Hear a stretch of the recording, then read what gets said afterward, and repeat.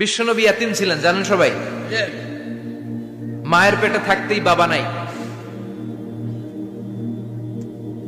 6 বছর বয়সে মা নাই, দাদার কাছে মানুষ হলেন, 8 বছর বয়সে দাদাও নাই, চাচার কাছে মানুষ হলেন, তার মানে ইয়াতিম ছিলেন, ঠিক কিনা? আপনি ইয়াতিম ছিলেন, আমি আপনার আশ্রয় দিয়েছি।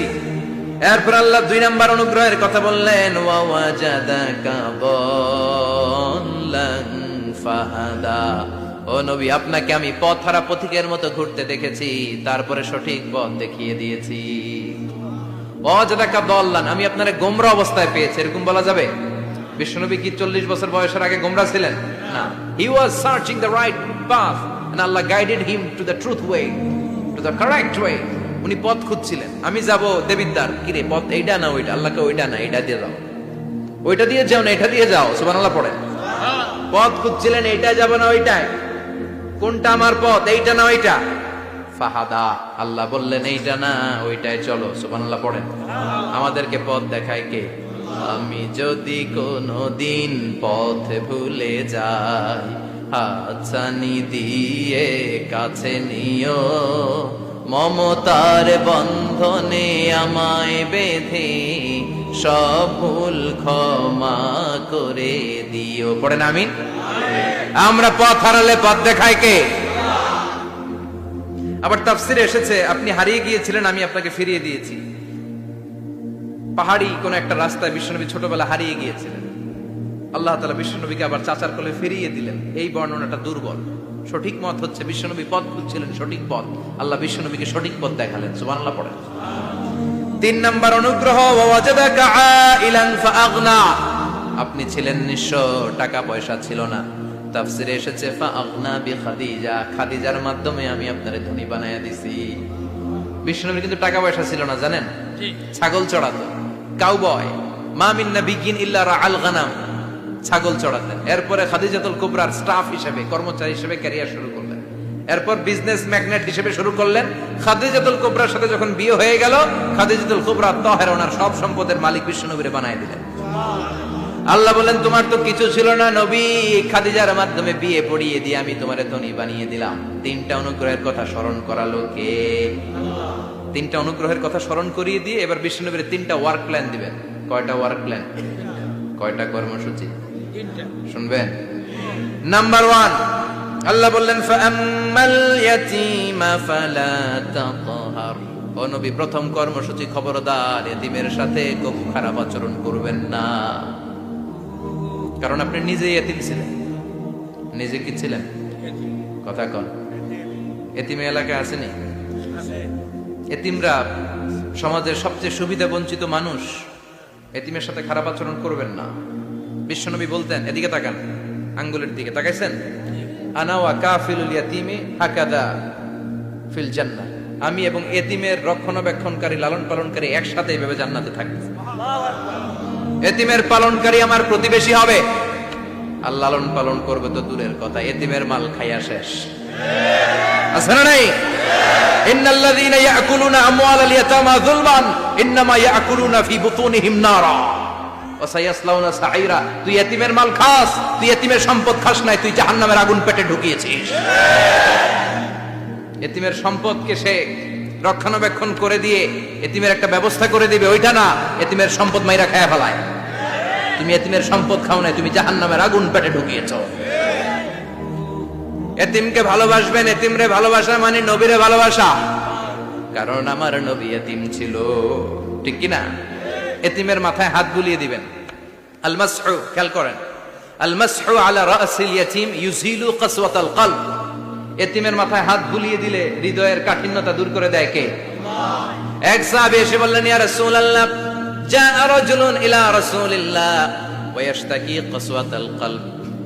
এক লোক এসে বলে, নবী, আমার হৃদয়টা বড্ড শক্ত, হৃদয় নরম হয় না, এমন কিছু আমারে শিখিয়ে দেন যাতে হৃদয়টা নরম হয়ে যায়। বিশ্বনবী বললেন, তোমারে 3টা কাজ করতে বলবো। 1, ইরহামিল ইয়াতীম, এতিমের প্রতি রহম দিল হও। 2, আমসাহ আলা রাসি, এতিমের মাথায় হাত বুলিয়ে দাও। 3, আতইম তুআমাকা মাআহু, তোমার খাবার তার সাথে শেয়ার করো।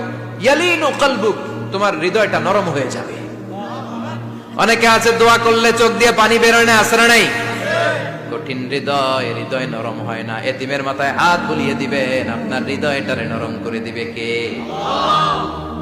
যাদের ঘরে শান্তি নাই, জ্বালা যন্ত্রণা, একটু এতিমখানায় যাবেন, কিছু দান সদকা করবেন। ওরা খেতে পায় না, ওদেরকে খাবার দিয়ে আসবেন, একটা গরু দিয়ে আসবেন, একটা খাসি দিয়ে আসবেন, ওরা খাবে, আপনার জন্য দোয়া করবে। আর মাথায় একটু হাত বুলিয়ে দিয়েন। বিশ্বনবীর আল্লাহ বললেন, নবী ফাআম্মাল ইয়াতীমা ফালা তাখহার, এতিমকে তুচ্ছ জ্ঞান করবেন না। আপনি নিজেও এতিম ছিলেন, ছোটবেলা বিকেলে খেলতে খেলতে সবার বাবা এসে ছেলেদেরকে নিয়ে যেত, আপনারা নেয়ার মতো কেউ ছিল না। আপনি নিজে এতিম ছিলেন, আপনি ওদের দুঃখ বুঝবেন, এজন্য খবরদার ফাআম্মাল ইয়াতীমা ফালা তাখহার। বিশ্বনবীর আল্লাহ ধমক দিয়ে বলে ফালা তাখহার, এতিমদের প্রতি কঠোর হবেন না, তুচ্ছ জ্ঞান করবেন না, এতিমের সাথে রূঢ় আচরণ করবেন। এতিমের সাথে রূঢ় আচরণ করা কবিরা গুনাহ। এদের নামে আল্লাহ কোরআনে একটা সূরা দিয়েছেন, আল মাউন। আরাআইতাল্লাযী ইউকাযযিবু বিদ্দীন, পড়েন ফাযালিকাল্লাযী ইয়াদুউল ইয়াতীম। ইয়াদুউল ইয়াতীম, আপনি কি দেখেন নাই? ওরা দিনকে অস্বীকার করে আর ওরা এতিমকে ঘাড় ধাক্কা দিয়ে বের করে দেয়।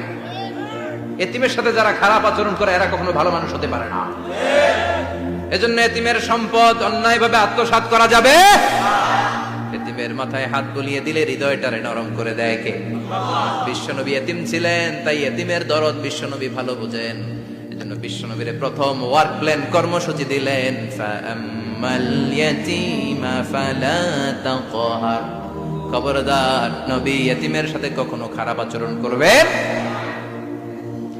2 নম্বর কর্মসূচি, ওয়া আম্মাস সাইলা ফালা তানহার। ও নবী, যারা সাইল, যারা ফরিয়াদি, যারা ভিক্ষুক, কখনো তাদেরকে ধমক দিবেন না। ভিক্ষুককে ধমক দিয়েন না, ফিরিয়ে দিয়েন না। আমরা ভিক্ষুককে ধমক দেই, ফিরিয়ে দেই।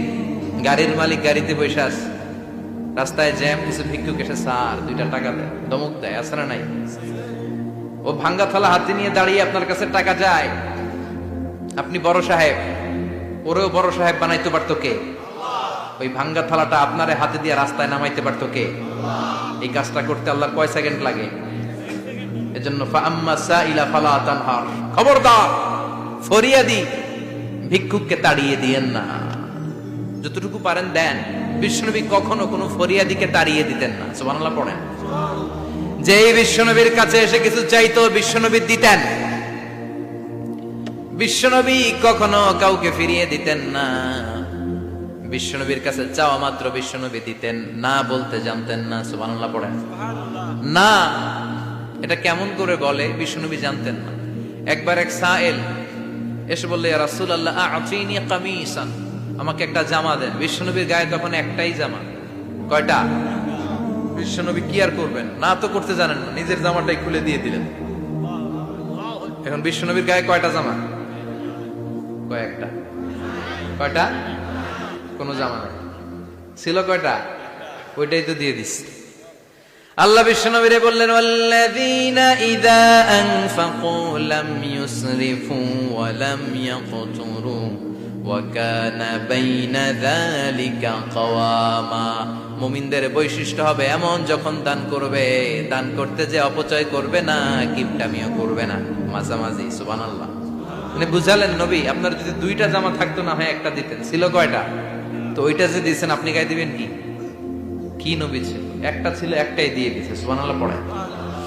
এজন্য যারা সাইল, ফরিয়াদিদেরকে তাড়িয়ে দেওয়া যাবে না।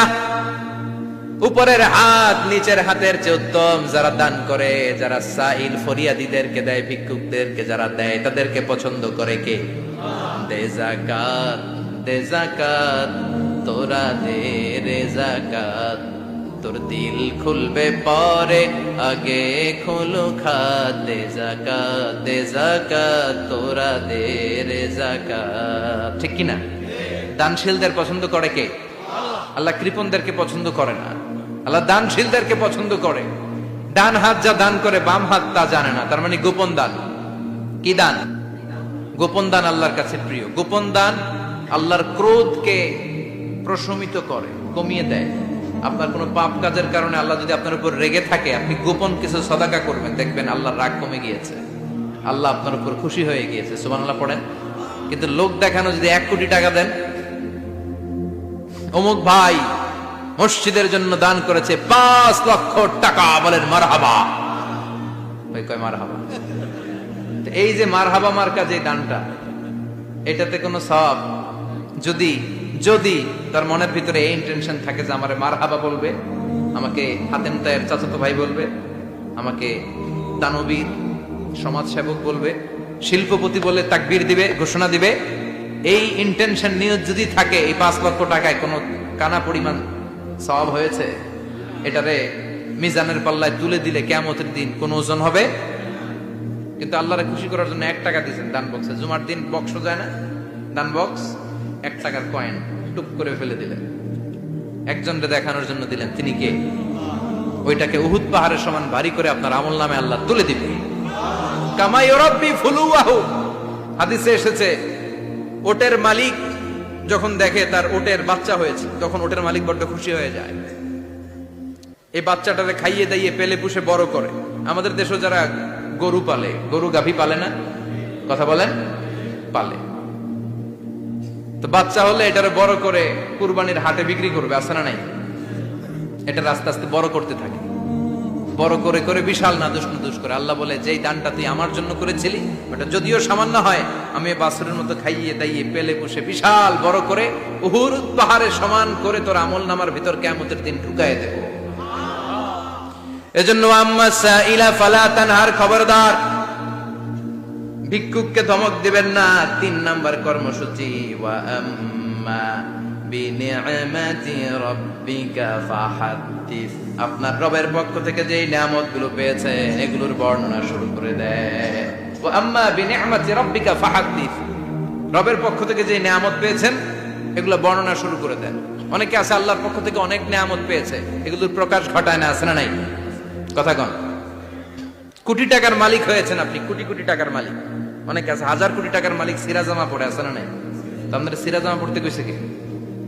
আপনি কোটিপতি, আপনি দামি জামা পরবেন, আপনি দামি গাড়িতে চড়বেন, আর শুকরিয়া করবেন কার? আপনাকে আল্লাহ ছেলে মেয়ে দিয়েছে, অনেক বলেন যে আল্লাহ আমার অনেকগুলো ছেলে দিয়েছে, আলহামদুলিল্লাহ সবগুলো নামাজ। আল্লাহ আমার অনেক সম্পদ দিয়েছে, আলহামদুলিল্লাহ আমি যাকাত দেওয়ার চেষ্টা করি। সব বলবেন শুকরান লা ফাখরান, শুকরিয়া করে বলবেন, কোনো ফাখার করে নয়। তার মানে আল্লাহর দেয়া নিয়ামতের শুকরিয়া আদায়ের মধ্যে, ওইটা প্রকাশ করার মধ্যে কোনো দোষ নাই। চিৎকার করে বলেন ঠিক কিনা? এজন্য আল্লাহ বললেন, ওয়া আম্মা বিনিআমাতি রাব্বিকা ফাহাদ্দিস, আল্লাহর দেয়া নিয়ামতের শুকরিয়া আপনি করেন, আল্লাহর দেয়া নিয়ামতের বর্ণনা আপনি শুরু করে দেন। সুবহানাল্লাহ বলেন। তাহলে 3টা কর্মসূচি দিলেন, চিল্লায় বলেন কয়টা? 1 নম্বরে আল্লাহ বললেন, ফা আম্মাল ইয়াতীমা ফালা তাকহার, খবরদার এতিমদেরকে ধমক দিবেন না, যারা সুয়াল করে ফরিয়াদ করে তাদেরকে ফিরিয়ে দিবেন না, আর নিয়ামতের শুকরিয়া করেন। সুবহানাল্লাহ পড়েন।